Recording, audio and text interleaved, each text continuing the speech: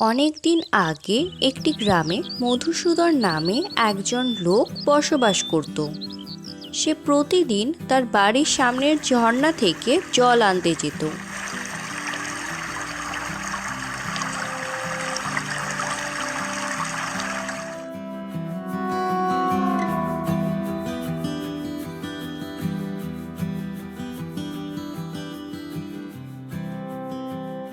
এইরকমই একদিন যখন সে জল ভরে আনছিল, তখন সে লক্ষ্য করল দুটো কলসির মধ্যে একটা কলসি থেকে জল পড়তে পড়তে আসছে।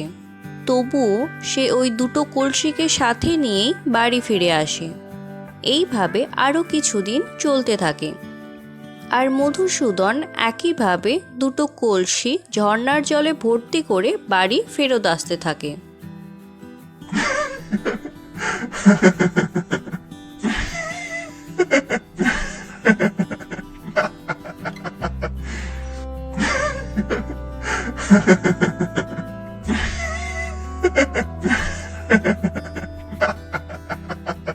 কি হলো, তুমি হাসছো কেন?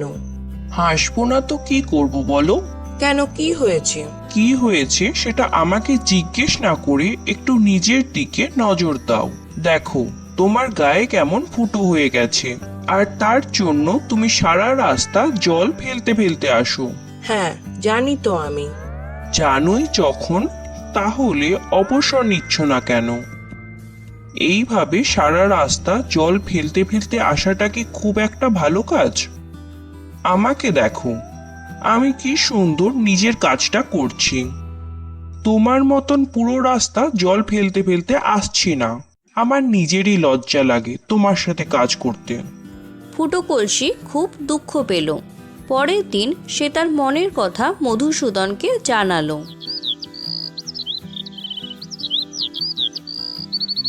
মালিক, আমি আমার কর্মজীবন থেকে অবসর চাই। কেন, কি হয়েছে? আপনি তো আমার অবস্থার কথা জানেন।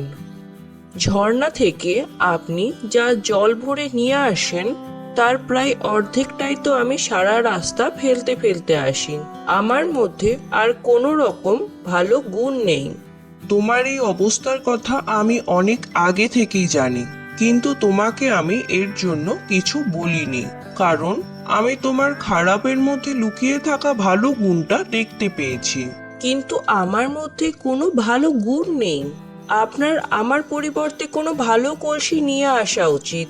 আচ্ছা ঠিক আছে, আজকে বাড়ি ফেরার সময় তুমি পুরো রাস্তাটা ভালো করে লক্ষ্য করবে। আমার বিশ্বাস, রাস্তাটাকে যদি তুমি ভালো করে লক্ষ্য করো, তাহলে তুমি নিজেকে ভালোবাসতে শুরু করবে। মধুসূদনের কথা শুনে ফুটো কলসি ওর সাথে নদীতে জল আনতে যায়। আর বাড়ি আসার সময় সে সমস্ত কিছু ভুলে গিয়ে রাস্তার ধারে ফুটে ওঠা ফুলগুলোকে দেখতে দেখতে বাড়ি আসে। ফুলগুলো দেখে তার মন খুশিতে ভরে ওঠে। কিন্তু বাড়িতে ফেরার পরে নিজের মধ্যে থাকা অর্ধেক জল দেখে তার মন আবার খারাপ হয়ে যায়। পরের দিনও ফুটো কলসির মন খারাপ ছিল, তাই মধুসূদন তাকে বোঝায়।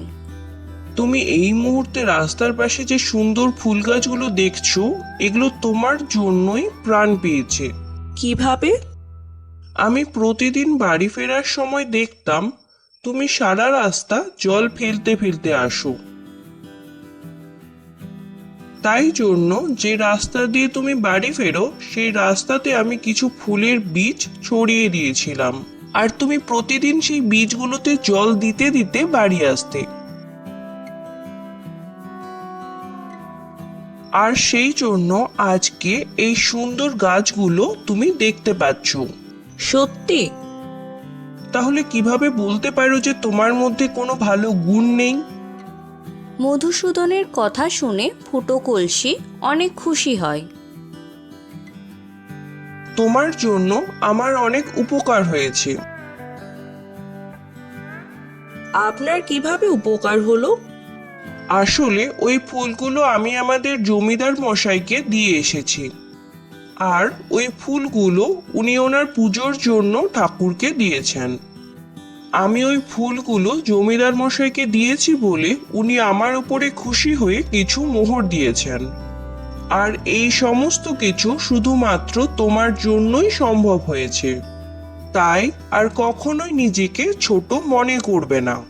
মধুসূদনের কথা শুনে ফুটো কলসি নিজেকে ভালোবাসতে শুরু করে আর কখনোই নিজেকে ছোট মনে করে না আর কখনোই নিজেকে অচল বলে ভাবে না।